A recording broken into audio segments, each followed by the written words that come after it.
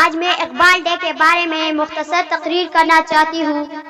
تقریر ہے مصور پاکستان مفکر پاکستان علامہ محمد اقبال رحمۃ اللہ علیہ۔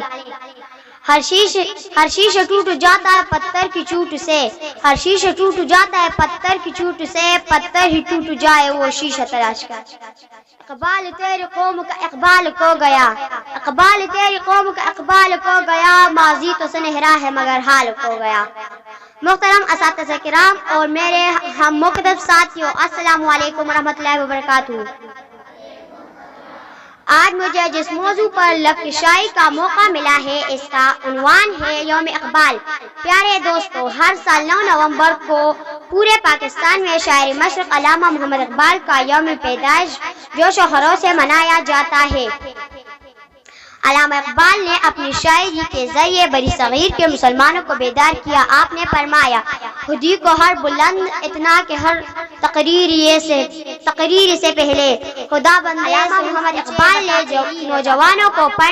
نوجوانوں کو پڑھنے کی تاکید کی اور آپ نے فرمایا، لکھنا نہیں آتا تو میری جان پڑھا کر، لکھنا نہیں آتا تو میری جان پڑھا کر، ہو جائے گی مشکل تیری آسان پڑھا کر۔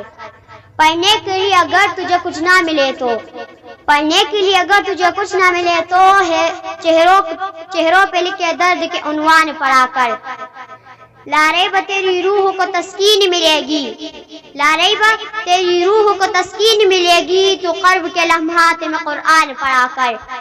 آ جائے گا اقبال تجھے جینے کا قرینہ، آ جائے گا اقبال تجھے جینے کا قرینہ، تو سرور کونین صلی اللہ علیہ وسلم کے فرمان پڑھا کر۔ اس کے ساتھ اپنی تقریر کا اختتام کیا۔ والسلام۔